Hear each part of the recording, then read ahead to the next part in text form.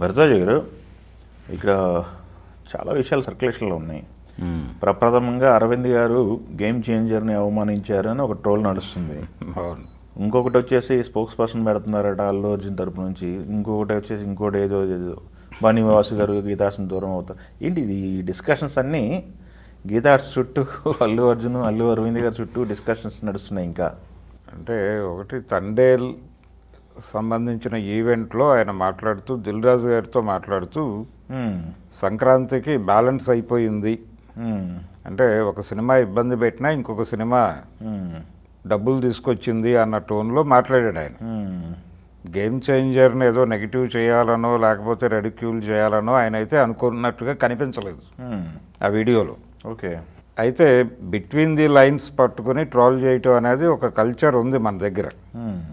అట్లా వాంటెడ్గా ఆయన దాన్ని ప్రస్తావించాడు. ప్రస్తావించాల్సిన అవసరం లేకపోయినా అంటే సంక్రాంతికి ఒక పెద్ద హిట్ కొట్టావు అనేస్తే సరిపోతుంది కదా, కంపారిజన్ ఎందుకు తీసుకొచ్చాడు అరవింద్ గారు అని ఈ ట్రోలర్స్ ఫీలింగ్.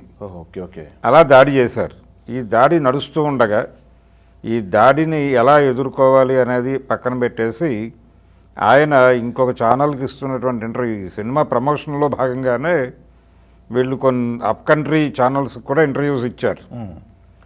అలా ఇస్తున్నటువంటి సందర్భంలో ఎవరో ఒక అప్ కంట్రీ యాంకర్ నుంచి ఓ ప్రశ్న, మగధీరా సినిమా ఆ టైంలో టేకప్ చేయడానికి, ఆ ప్రాజెక్ట్ టేకప్ చేయడానికి ఇన్స్పిరేషన్ ఏమిటి అనేది, రాజమౌళితో ఆ ప్రాజెక్ట్ చేయాలని ఎలా అనుకున్నారు అని. అంటే ఆయన చాలా క్లియర్గా చెప్పాడు, నా అల్లుడికి ఒక పెద్ద హిట్ ఇవ్వాలనుకున్నాను నేను అని చెప్పడం ద్వారా దీన్ని సమం చేసేటువంటి ప్రయత్నం చేశాడు. దీనికి ఫుల్ స్టాప్ పెట్టే ప్రయత్నం. ఓకే, అంటే ఎందుకు టేకప్ చేశారు అంటే చెప్పాడు ఆయన, మొదటి సినిమా చిరుత అది బాగానే ఆడింది కానీ ఇంకా బిగ్ రేంజ్ సక్సెస్ మేమందరం కోరుకుంటున్నాం, మేమందరం ఆశించిన స్థాయి విజయం కాదు అది, కానీ సినిమా బాగానే ఆడింది. సో అంతకు మించిన సినిమా ఒకటి రావాలి, నెక్స్ట్ ప్రొడ్యూసర్ నేనే, అప్పుడు లైన్లో నేనే ఉన్నాను అని చెప్పి ఆయన చెప్పుకున్నాడు అరవింద్ గారు. చెప్పుకుని ఎలాంటి సినిమా ఇవ్వాలి, గిఫ్ట్గా ఇవ్వటమే అది, కాబట్టి ఎలాంటి సినిమా చేయాలి అన్నప్పుడు రాజమౌళిని అప్రోచ్ అయ్యాం మేము. రాజమౌళి ఈ ప్రాజెక్ట్ చెప్పాడు అని. రాజమౌళి గారికి ఒక ఇది ఉంది, ఒక ఎజెండా ఉంది, మగధీరా ప్రాజెక్టుతో ముందుకు రావటం అనేది. చిరుత సినిమా మొదట ప్రసాద్ ఐమాక్స్లో అన్ని స్క్రీన్స్లోనూ సినిమా ప్రముఖులందరికీ వేసి చూపించారు. చూపించినప్పుడు బయటకు వచ్చేటప్పుడు మళ్ళీ అందరితోనూ మాట్లాడించారు. ఆ మాట్లాడిస్తున్న సందర్భంలో రాజమౌళి గారు ఇతనితో చేయాల్సినటువంటి ఒక ప్రాజెక్ట్ నా మనసులో మెదులుతోంది అని మాట్లాడాడు అప్పుడే. అంటే ఆయనకు ఒక స్కీమ్ ఉంది మగధీరాకి. ఆ స్కీమ్ ఏంటంటే తను మార్కెట్ విస్తరణ గురించి అప్పటికే ఆలోచనలో ఉన్నాడు ఆయన. పాన్ ఇండియా ఆలోచనలు అప్పటికే ఉన్నాయి తనకి. అయితే తన సమర్థతని, ఆ లెవెల్ ప్రాజెక్ట్ హ్యాండిల్ చేయగల కెపాసిటీ తనకు ఉంది అని ఇండస్ట్రీ నమ్మాలి. ఓకే, ఆ నమ్మటానికి ఒక పాస్పోర్ట్ కావాలి. ఆ పాస్పోర్టు సబ్జెక్టు ఈ సినిమా చూస్తూ ఉండగా ఆయనకు తట్టింది మగధీర. దీన్ని అరవింద్ లాంటి ప్రొడ్యూసరు అంటే వాళ్ళకేమో ఒక పెద్ద సినిమా, బిగ్ రేంజ్ సినిమా చేయాలనేటువంటి ఒక కోరిక ఉంది. ఈయనకేమో తనని తాను ప్రూవ్ చేసుకుని పాన్ ఇండియా మార్కెట్కి ప్రమోట్ కావాలనేటువంటి కోరిక ఉంది. ఈ రెండు కోరికలు కలిసి మగధీర రూపంలో రామ్ చరణ్కు ఒక పెద్ద సక్సెస్ని ఇచ్చింది.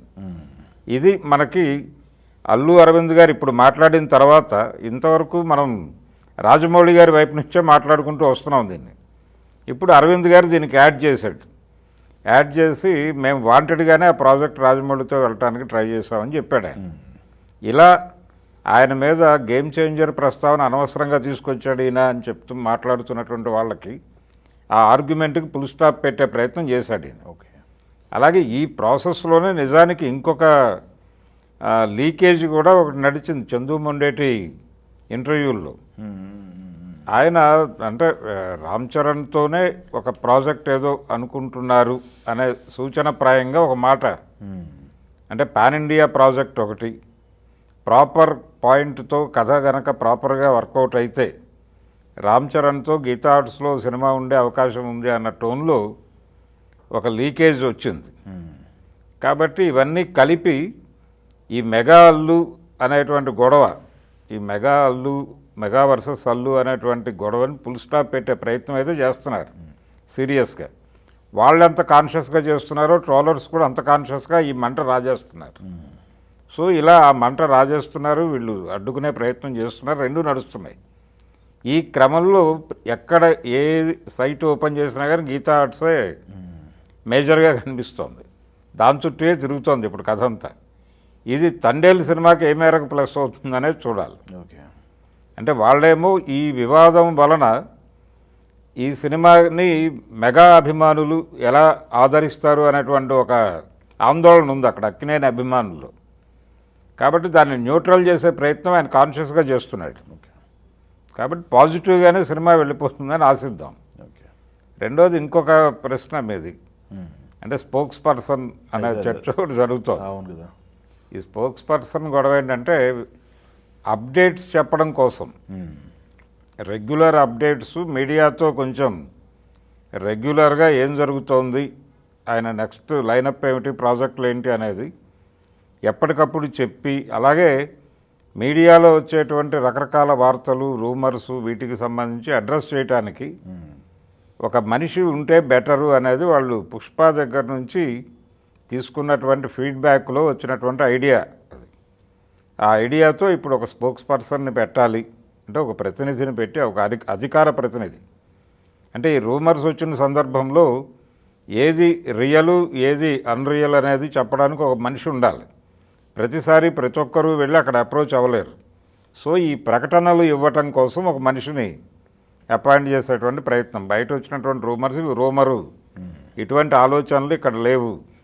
కాబట్టి దీని గురించి అభిమానులు కానీ ఇంకొకళ్ళు కానీ ఆందోళన చెందొద్దు, దీన్ని ట్రోల్ మెటీరియల్గా వాడొద్దు అని చెప్పడానికి ఒక మనిషిని పెట్టాల్సిన అవసరం ఉంది అని గుర్తించారు వాళ్ళు. ఓకే. ఈ గుర్తించడానికి కేవలం పుష్ప 2 మీద నడిచినటువంటి వ్యవహారం మాత్రమే కాదు, మెగా వర్సెస్ అల్లు అనేటువంటి గొడవను కూడా ఫుల్ స్టాప్ పెట్టాలని కాన్షియస్గా అనుకోవటంలో భాగంగానే వాళ్ళు స్పోక్స్ పర్సన్ని పెట్టాలని అనుకుంటున్నారు. ఓకే.